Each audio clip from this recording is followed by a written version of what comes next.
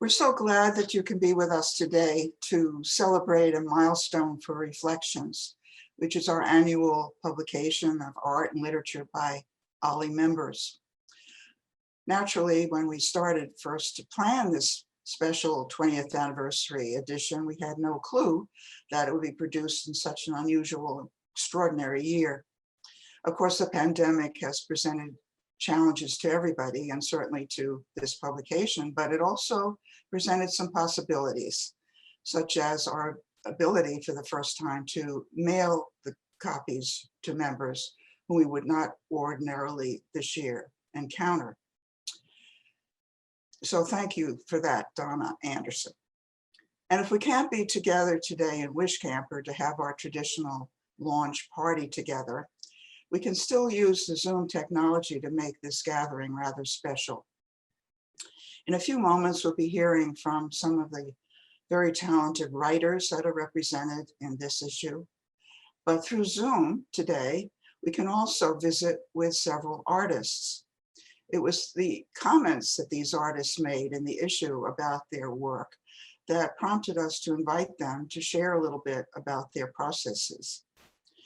But first, we'd like to take a few moments to raise a glass, so to speak, to some of those who were so instrumental in having Reflections happen at all. I know some of them are joining us today, and so we're grateful to them especially. One feature of this issue is a retro look at how Reflections came to be and how it became evolving. And as that history shows, OLLI owes a huge debt to Keith Sherburne especially. He was not only an instructor at the early days of senior college, from which OLLI grew, but he was the creative force behind things like One Book, One Community, Wrinkle in Time. He created a puppet opera company and Reflections. So with the support of Rabbi Harry Sky and Terry Foster and the executive board at the senior college, Reflections was on its way. Keith's wife, Donna, was very helpful in those early days as teams of members were armed with glue pots and scissors to lay out the first issues. It's very hard for me to imagine this in this day of discs and digital printing, but they did, they came through. Natalie Murray, whose poetry we have so enjoyed, was on the first editorial board along with Edith Yonan. Edith became the first editor of Reflections and was followed by Pat Muzzy, Dominica Cipollone, Pat Budd, and Ruth Story. Our sincere gratitude to each and every one of them. You'll find reminiscences from them and some others in the first pages of Reflections 2020. In the difficult year 2020 and the one previous to it, I had the honor of co-chairing with Joan Coates, who had so long been on the Reflections team. She was an extraordinary partner, and she's turning this year her co-chairing role over to Rob Petrillo. But she'd like to say a few words before. It's delightful that so many of you could be able to join us today. Back in 2011, I was thrilled to see my own work in print for the first time in Reflections, and it's been part of my life ever since. I worked several years with Ruth Story, and for the last two with Elsa. This year has been especially challenging for so many reasons, but with the work of many, especially with Elsa in charge and Tim's tireless contributions, it got done. Our dedicated selection committee, with the help of Rick Gammon's technical skills, worked carefully and without the knowledge of who submitted what, and this beautiful publication came to be. Thank you very much. Thank you, Joan. As I mentioned,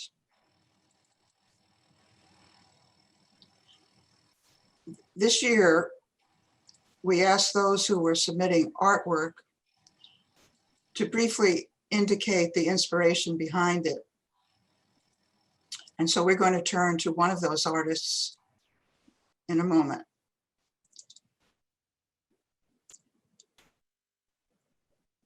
With her work, which was entitled Art in the Time of the Coronavirus, Molly Morell explained how she met the challenges of the pandemic.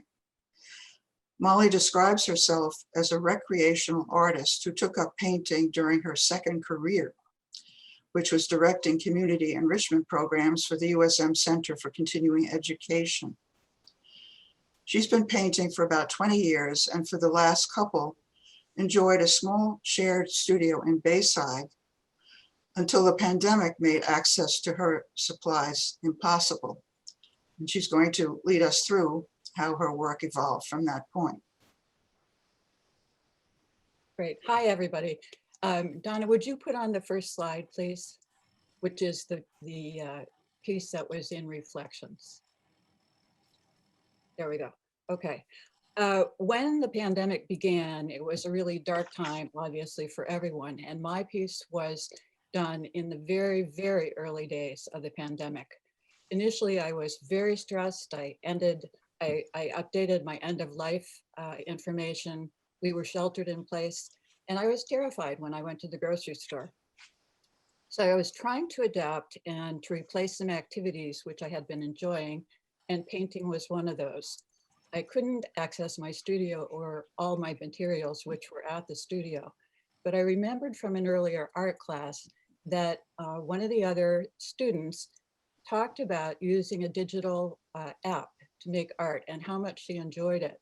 And I'm not really a computer person, so I wasn't interested at the time. But at this point during the pandemic, I thought, why not give it a shot? So I found out what it was, and I downloaded it. It was not expensive, and I just began exploring. Donna, would you now show the next 3 slides? Because under normal circumstances, these 3 paintings are more like what I do. I paint with acrylics. I use photos that I've taken from places I know around Casco Bay and Portland. And my landscapes are fairly realistic and filled with color. Black is just not big in my palette. So let's go back to the Reflections piece. Okay, so with the digital app, which was called Procreate, I was working with totally new media. I had no photo or model to work with. I was using my finger to make the marks, and I was choosing the marks from multiple charts that were on this app. I was also choosing color from color wheels that seemed to keep changing. And so it never sort of stayed the same. It was constantly in flux. So I just started, and my images were exploratory and emotional, not intellectual at all. And this piece in Reflections is an expression of my feelings in those very early days of the pandemic. Let's go to the last slide, Donna. There we go. So now I'm back in my studio and I'm using acrylics again. And there have been some changes in my art that I can recognize. During the summer is when I started painting again. And one of the changes I made is that I now am using paper. I decided rather than canvas. It felt more in tune with the times, with the impermanence and the uncertainty that we were all experiencing. And the other thing is that my work has become simplified and more abstract. It was heading in that direction, I think, but the pandemic has definitely had an effect on it. So I still use the app, but now I only really use it for making cards for friends or goofy, doodling. And that's it. Thank you for listening.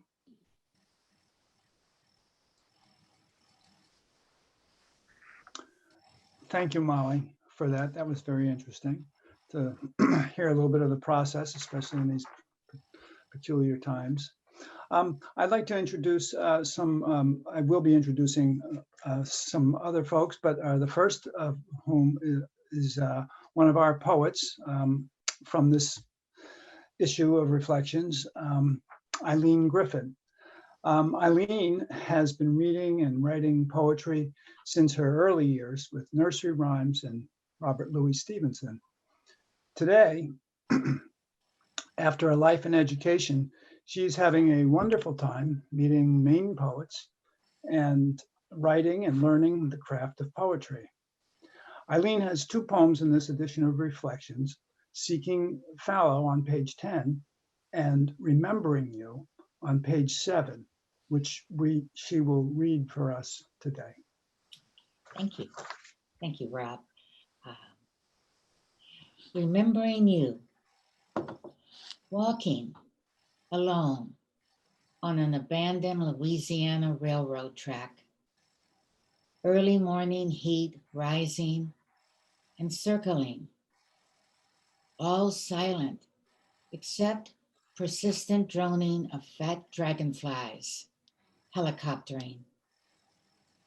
Before me, flat openness, stretching endlessly, beckoning, like the flash of your yellow windbreaker, your black curls, so long ago, inviting me further on.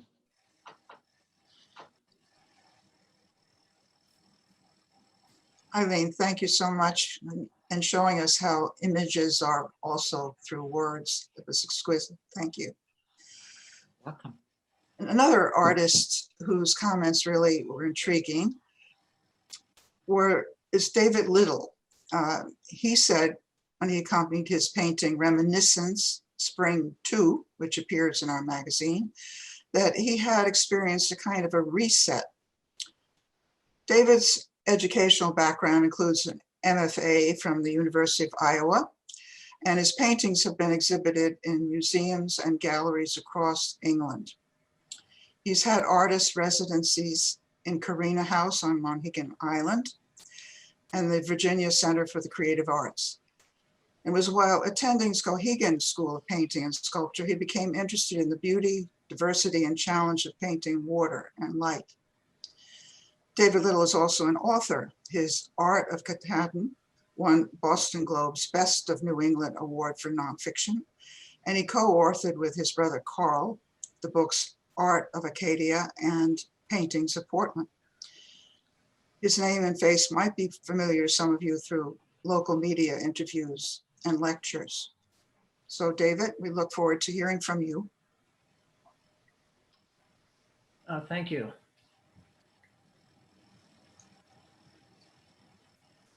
Okay, here goes. In late March, I came across an article in the New York Times that struck a chord. I kept thinking about this submission, an artistic exercise in patience, and returning to it with intrigue, also captivated by the accompanying illustration. I had taken lessons in Chinese calligraphy for several years in the late 70s and early 80s in Queens, New York, and the many hours of practice required determination and patience. So after 10 days of chewing on this Toronto Fellows reflection on April 3rd, I climbed up into my past on the 3rd floor of the barn via a library ladder and started to clean an area dirty with neglect after 30 years. Up there were a dozen portfolios containing about 600 works, lyrical surrealist paintings like this one, abstracts, Chinese calligraphy, figure drawings, and envelopes filled with small doodles, scribbles, and larger automatic drawings. Also the materials and supplies, brushes, inks, water-based media, palettes, drawing supplies, and stores of paper. Roughly 18 years of work from college, grad school, private study, and fellowship. I hadn't looked at this body of work in 30 years. Since moving to Portland from Virginia in the summer of 1988, I'd been painting almost exclusively from the main landscape on plein air, as my abstracts were not selling. By the early 90s, I was making headway with galleries, getting reviews, beginning to sell, and developing a body of landscape sketches and pastels. Things shifted dramatically in 2013 with the publication of the book Art of Katahdin.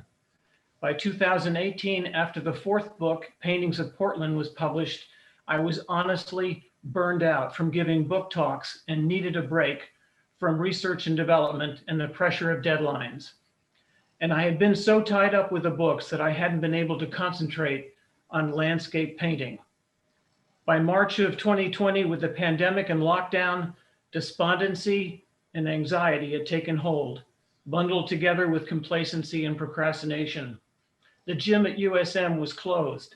The OLLI class I signed up for, Great Choral Pieces in Great Spaces, was canceled. And the volunteer work I had done for several years as a history docent, co-leading a sizable OLLI class on tours of artists buried in Evergreen Cemetery, was postponed indefinitely. So the act of cleaning off the flat work tables, opening boxes of art supplies, and beginning to explore the file drawers and portfolios sparked a reset, revisiting my past. That same day, April 3rd, I broke the ice and started painting, working on 4 or 5 small watercolor studies. The New York Times article had triggered a vague longing to look back and see if I could somehow pick up where I left off all those years ago. The reset helped me fill the vacuum created by the pandemic and kickstart a review of my past that included reading my journals and diaries. One exciting rediscovery was that much of my fascination with shapes and textures, organic and geometric forms, was inspired by listening to classical music. I made a decision to organize my older work anew and start filing my writings chronologically in preparation for starting a second project, an art book and memoir of the struggle to build an art career.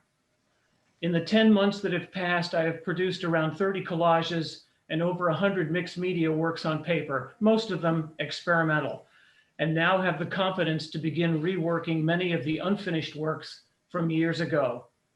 The silver lining is that during this strange and extended period of time, I've been totally engaged in my work, so excited to climb the ladder to the small attic space and let my fantasy and imagination run free.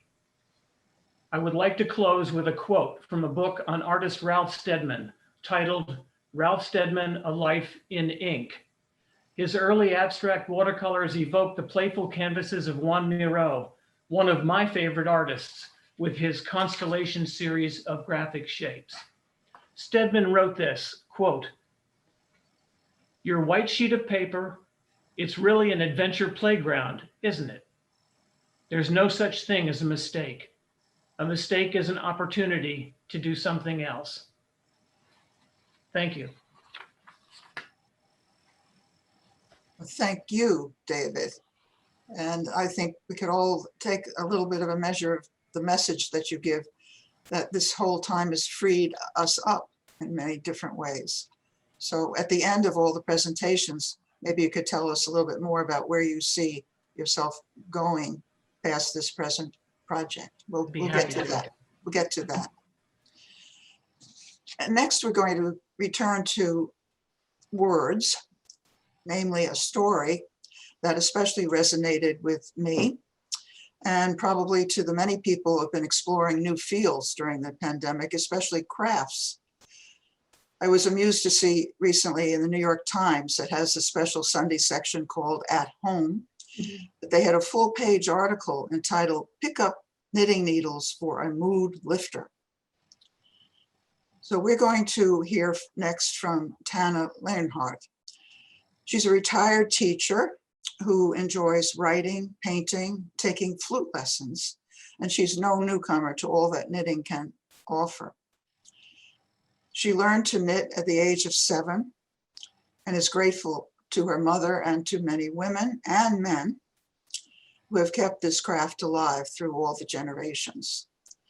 So her story is called Socks, and she accompanied it with a wonderful, colorful photograph of some of her creations. So we're going to turn to Tana's work now.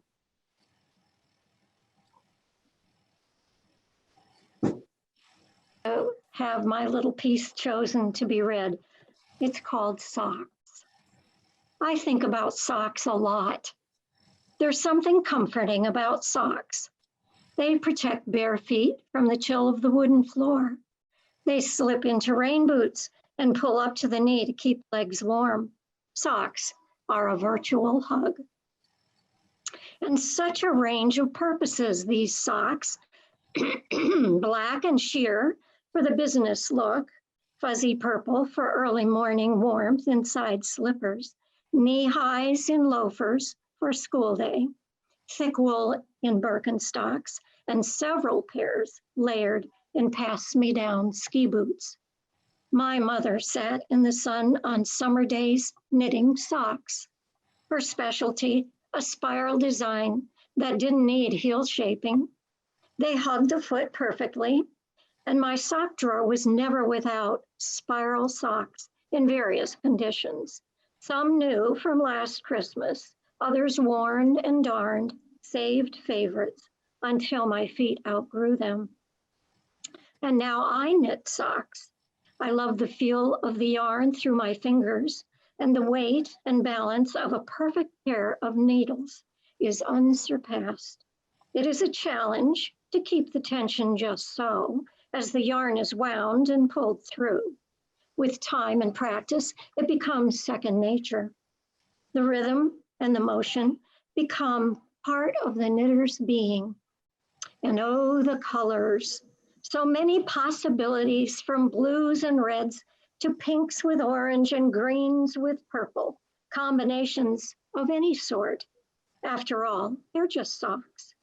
Fun stripes, intricate designs, cables, lace, all repeated knits and pearls. How wonderful that the twist and loop of yarn can create such a useful item of clothing and such a piece of art, a sock. Each pair means two.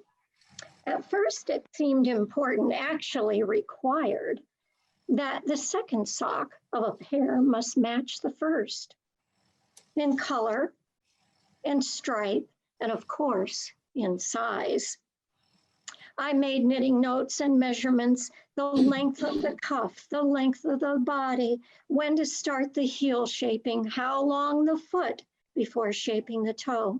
And it was a triumph when the second sock actually matched the first. Eventually, the conditions for a finished pair relaxed. Stripes didn't need to match, colors became more random, and the result, a collection of socks of many sizes and designs, a riot of colors and styles. Socks require planning. First, the choice of yarn. How many skeins will be needed, and how does the yarn feel? Is it 100% wool? Is the yarn machine washable? Style is a determining factor too. Is the pair destined for a particular person? A fingering yarn would be needed for thinner socks, a DK or sport weight for winter socks. And finally, it comes down to time. Am I willing to dedicate more time to the project, knitting with tiny needles and fine yarn? Or do I need to use heavier yarn, a larger needle, to finish more quickly? Am I trying a new design that will require counting of stitches, or just making ordinary socks? So many choices before even starting. And now I knit. I think of women through the centuries, their knitting baskets ever present, waiting for them throughout the day. In every spare moment they knitted, just barely keeping up with the need for the next pair. A book about the history of socks shows an aproned woman knitting as she walks along the path on her way to the town market, carrying skeins of wool in her basket pack. And the book tells of times even further in the past. The very first mention of socks is a record of foot and leg wear around 50 BC. And socks are mentioned in a letter of a Roman soldier living in northern Britain in the 1st century AD. I am in awe. And now, 2,000 years later, I am part of a long line of sock knitters. I examine the skeins in my basket and touch the yarn and revel in the colors, already planning the next pair. It is a gift, this knitting of socks.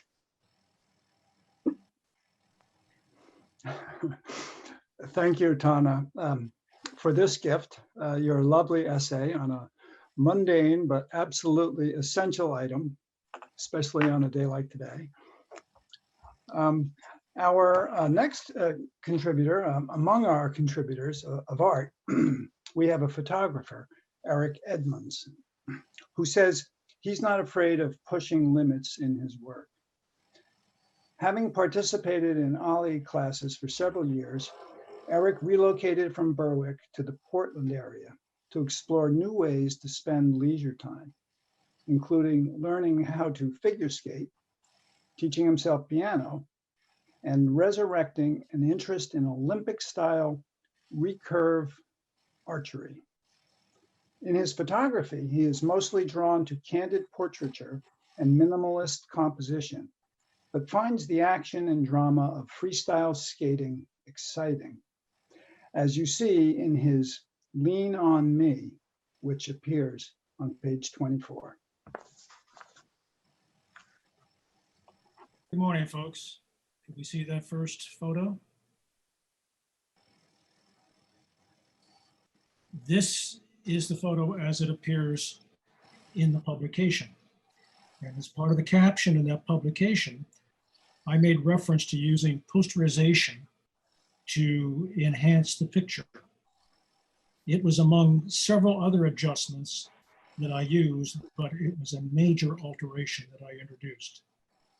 I did it to add some artistic interest, to give a little pop to what was going on in the picture, and to compensate for noise, photographic noise, and I'll speak a little bit more about this. This photo was taken at a performance by Ice Dance International, which is organized by Doug Webster, who lives in Kittery. And the show took place in March of 2020 at the Dover Arena in Dover, New Hampshire.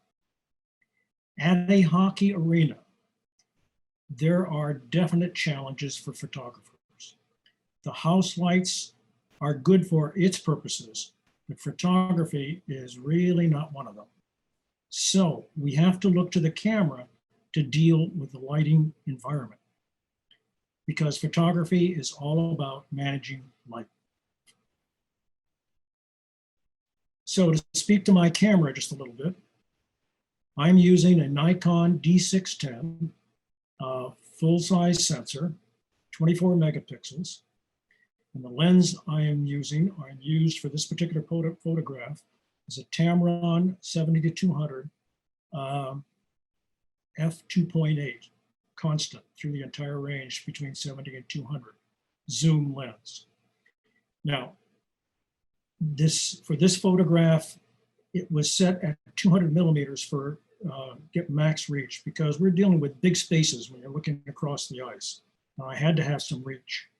The aperture was at f5.6, and the aperture is set open, that is at the smaller number, to allow more light, but hopefully at a point that gives better clarity. There's a sweet spot when it comes to setting your aperture.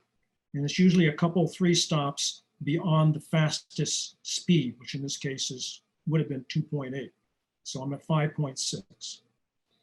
A more open aperture setting is defined, as I just referenced, as faster, which means more light can be received if you need to go to faster shutter speeds. And the faster shutter speeds means that you can freeze the action. Now, in this case, this photograph was at 1/640th of a second. This was somewhat faster than I really needed. 1/400th of a second probably would have been adequate, but I made a mistake with that. 640, I won't go into that. And anyway, the ISO was set at 3200. Now, ISO takes place in the camera computer, and it's a way to amplify the signal that you want to work with. 3200 is high, but they could definitely get higher. Depending on if you're in a low light situation and you need to boost things, you can crank up the ISO. But as you do, noise is produced, not only at 3200, even a little bit below, but definitely beyond. most photos taken in good light are probably at somewhere around down to 200 if you've got plenty of light to work with. So in other words, very little noise. That higher ISO means you are starting to amplify the stray interactions between pixels. In other words, you're producing noise. So then, what we need to do with the camera is to set the aperture for more light while hopefully not compromising the clarity. We need to set the shutter speed slower to gain light, but not so slow that the action can't be frozen. And then we set the ISO for more amplification of the signal off the sensor, but not so high that the noise becomes intolerable. So again, you can, I think, see some of the challenges going on there. So this is the photo, not exactly as it came out of the camera. I'm calling this the original. This is the original before I applied the posterization. And some people might say this is inadequate, but I like to play around with these things. And I thought I'd like to add a little pop. So one of the things, so we are now in post-production, and I am using in post-production the Serif Affinity Photo. And I chose a posterizing filter, obviously, but it is a filter, again, for artistic reasons, and to recast the noise, because again, with up to that 3200, it may not be terribly obvious, but there is noise there. Now, if I take my posterizing, and there's a slider, so you can make it more or less. If I go to an extreme, all right, we get something I might call the twisted sister. This thing has really been out of shape. So I want to back off. So when I first arranged the posterizing and I backed off, I get this as a result. But there are still some anomalies that I need to take care of. I hope everybody can see my cursor. But anyway, around the left, his left hand, you see that we have it's kind of red. And I just don't find that pleasing. And also right in the middle, we've got this triangle that came out of the posterizing also. So I went in with some modifications within Affinity and played around with brightness and exposure to correct the hand thing. And then I used what's called an in-painting tool, which you can literally just wipe out things that are in your photo to get rid of the triangle. So then we're back to what we have as far as what was published.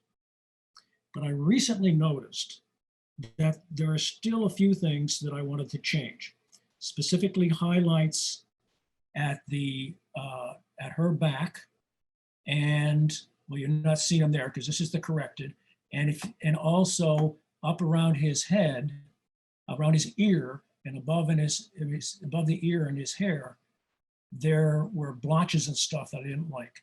So again, I went in with that in-painting tool and I cleaned those out.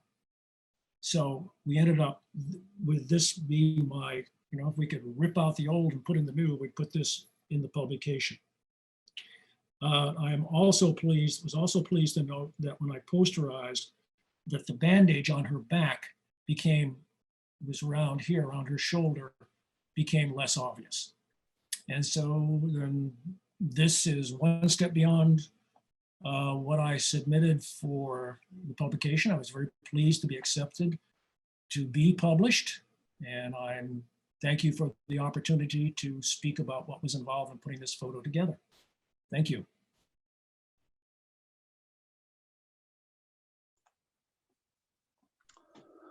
Thank you, Eric, for that in-depth explication of a photograph.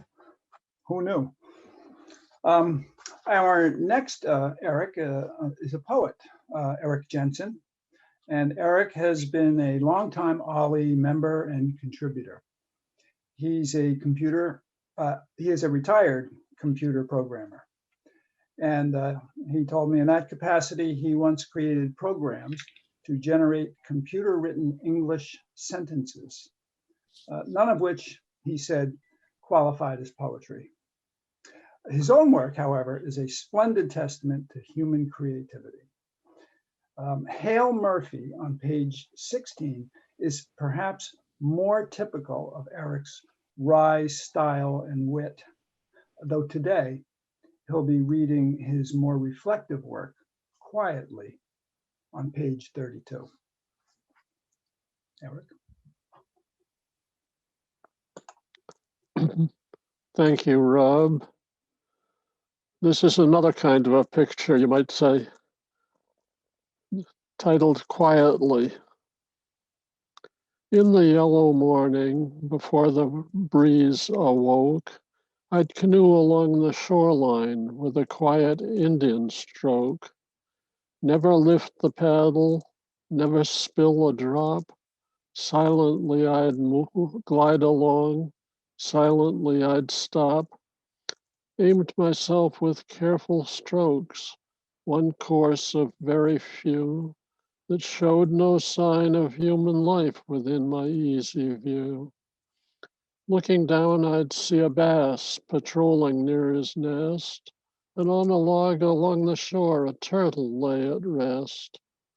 Small animals would let me pass without a sign of fear, as long as I moved quietly and didn't get too near. Now, though my days are sometimes gray and my canoe is gone, a smile will light my face when I remember yellow dawn. Oh, Eric, it's so good to have you as part of this launch or celebration, whatever you want to call it, because you've been quite I wouldn't say a fixture, but a great contributor across the years. And I just want to say before we go on that I noticed that Donna Sherburne was able to join our Zoom meeting. Donna, I hope that you could join us early enough to hear that we paid tribute to Keith and all his work and innovations, and of course to you as well for your help in the early days of Reflections. So on to the next 20 years here. So there's a saying at OLLI that OLLI runs on volunteers. And it's just as true that Reflections rests on contributors. I hope that more of you who are listening in with us today will consider contributing to the next issue, which will be out later this year, 21. And I'm going to ask Tim Baer, who's been production manager of Reflections for a long time, to give a little bit of an overview of the submission process and what he himself can offer by way of assistance if you need it, especially with images. Tim has been a masterful coordinator right through working with our fabulous designer, Jolene Edwards, and I look forward to hearing what he has to say to us. Tim? Hi there. My part of this operation is probably the least creative of any of it, but it's, you know, it's I enjoy the mechanics of it. When we open for submissions, which we've done a lot earlier this time than last time, we receive contributions through email. The contribution is attached to an email. The email body itself has information about the creator of whatever is being submitted. When that arrives in my inbox, I assign a number to the person and the work, the same number, and then I separate those from each other so that the work itself doesn't have the contributor's name associated with it, but I can reunite them later on in my tracking system. At some point along the way, the instructions have become a lot simpler over the years, as I've discovered that some of them are kind of hard to follow, or some of them could be misinterpreted. But that also opens a possibility that some of the submissions will require a little extra help to get them into a condition that they can be reviewed. So I will get in touch with the contributors sometimes. This only happens for a small handful. and help them get their works into shape that can be reviewed. At that point, I send all of the works without the names to the selection committee, and that's the committee you'll see in the front of the journal. The people who will read and look at and review all of the submissions. They send back to me just the numbers of the submissions that they have accepted. I go through and say, okay, well, this number 42A belongs to this person 42A, and I start editing and put that person's name back into the creation, and do a little light proofreading and copy editing. And that pretty much starts the production process. So far I've been just the submissions manager. The productions process involves sending all of these things to our designer. She creates layout proofs in a series of iterations so that the committee and I and Donna can review the various stages as we go through the layout process.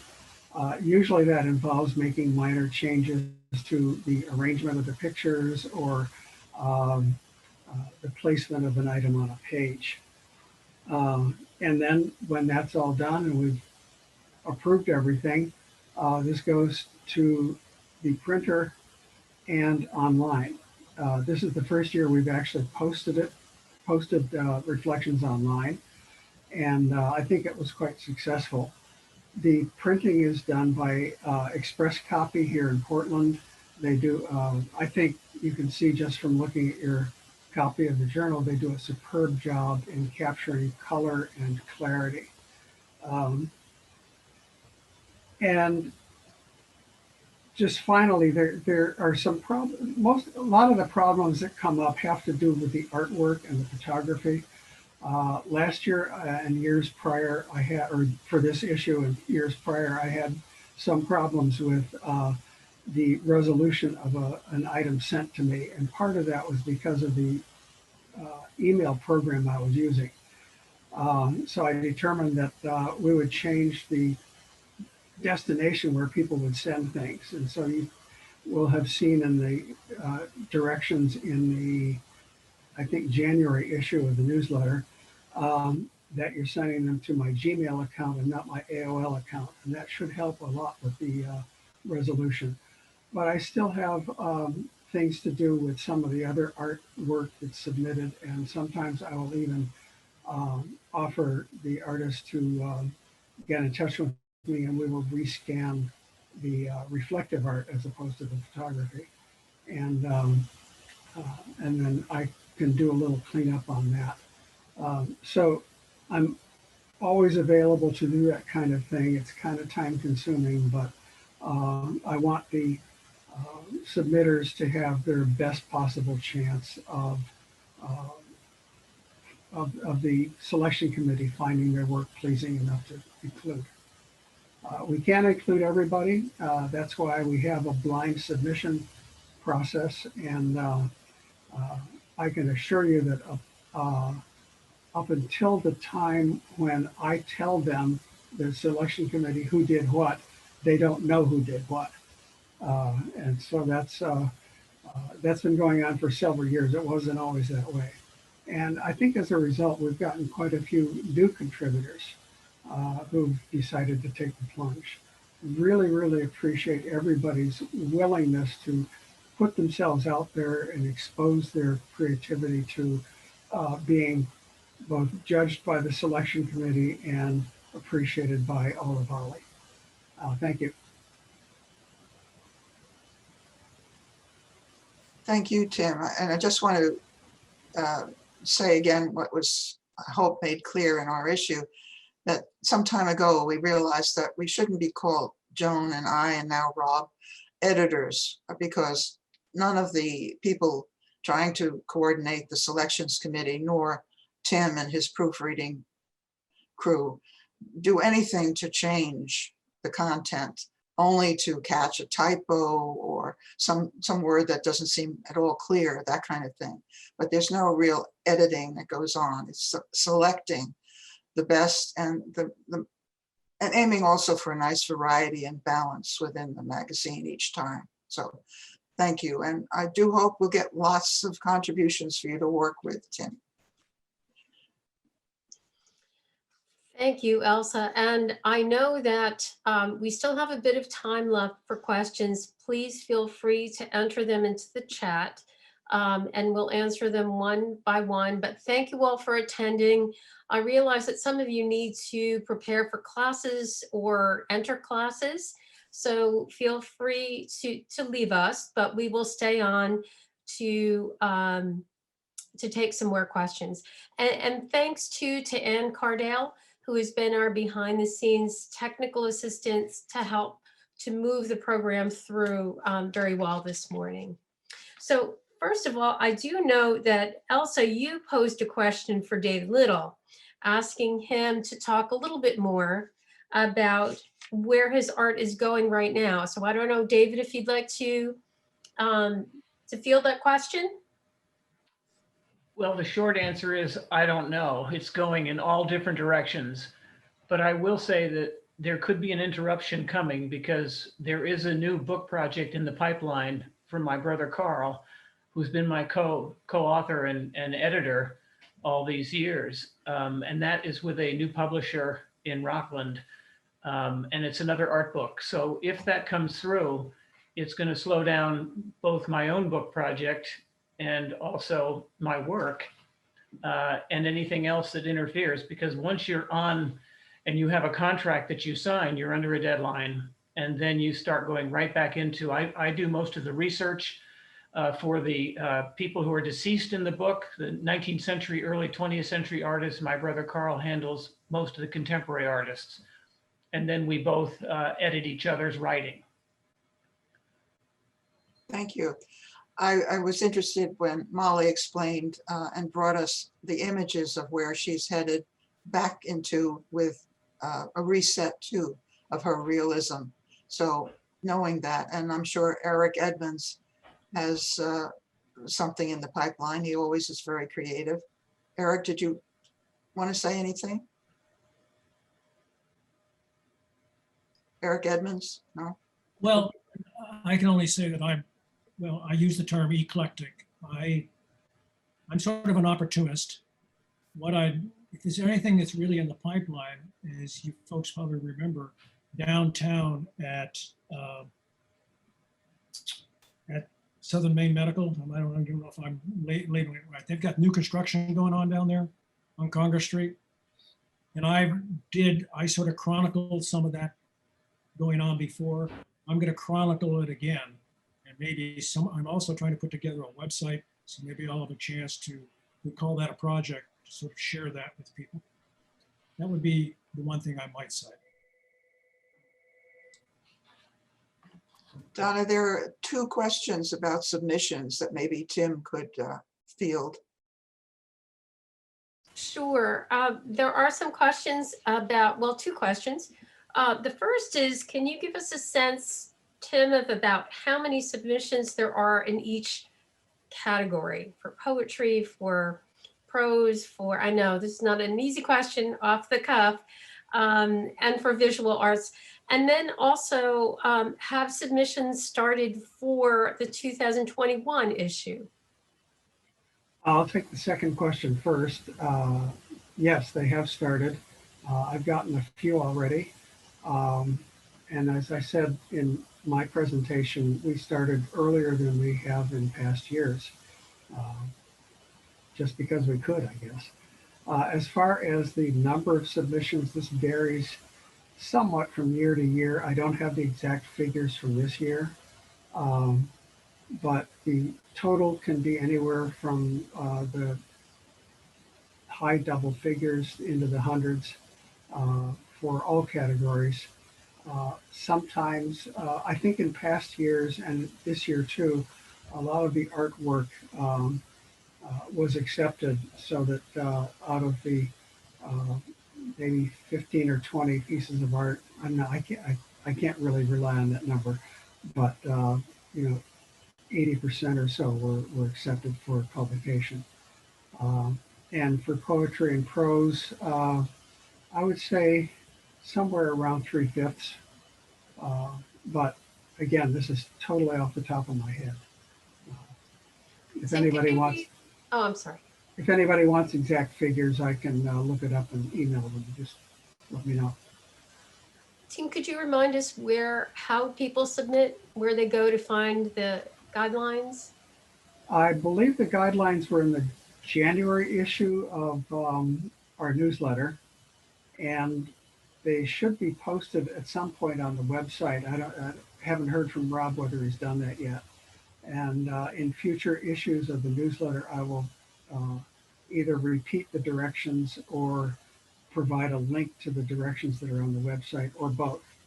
Generally, the process is you take your creation and give it a name. So if it's a poem, you obviously has a title, or prose. Your picture should have a name, and you create an electronic file of that with that same name as the name of the file. And then you open an email, you attach that piece to the email, and in the email there's a little request for telling us a little bit about yourself so we can be in touch with you later, so we know who you are, so we know what the title of your piece is so that I can track it.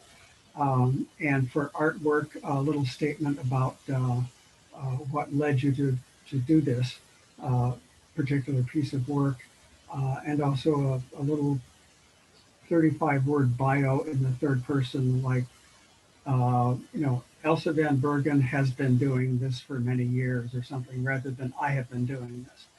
And that's it. Every once in a while, I go through and process everything and send an acknowledgement out to people who submitted. And at the very end of the process, the committee sends out acknowledgements for the people who were accepted and the people who were not accepted. Thank you, Tim. I don't see any other questions except for many expressions of thanks. So I would like to, oh, and what is the deadline for submissions, Tim?